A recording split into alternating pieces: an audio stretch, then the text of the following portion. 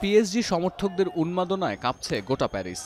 উৎসবের আমেজ ছড়িয়ে পড়েছে মিউনিখের আলিয়াঞ্জ অ্যারেনা থেকে শুরু করে প্যারিসের চ্যাম্পস এলিসি অ্যাভিনিউ পর্যন্ত। লাল নীল ফ্লেয়ার আর ঝলমলে আতশবাজিতে সর্বত্রই প্যারিস সেন্ট জার্মেইয়ের জয় জয়কার। On s'est levé tôt le matin. Non, on s'est dit, écoutez. Es nuestra primera vez aquí y está padrísimo. Es bien padre estar cuando se gana una final.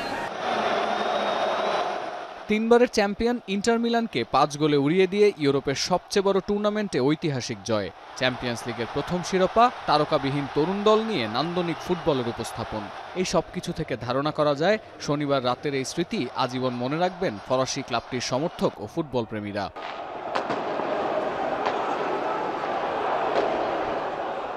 শনিবার মধ্যরাতে হাজার হাজার পিএসজি সমর্থক এসে জড়ো হন প্যারিসের প্রধান সড়কগুলোতে।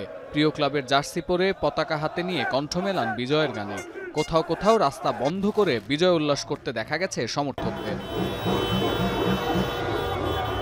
শিরোপা জয়ের পর প্যারিস সেন্ট জার্মেইয়ের থিমের সঙ্গে মিল রেখে লাল নীল আলোয় সাজানো হয়েছে আইকনিক আইফেল টাওয়ার।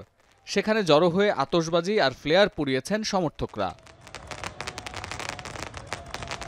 সমর্থকদের উদযাপনের মাত্রা এতটাই ব্যাপক ছিল যে তাদের সামলাতে চ্যাম্পস এলিসি অ্যাভিনিউতে মোতায়েন করা হয় ৫,৫০০ পুলিশ।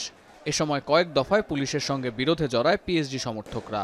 আগুন ধরিয়ে দেয়া হয় প্যারিস কিং রোডে রাখা দুটি গাড়িতে।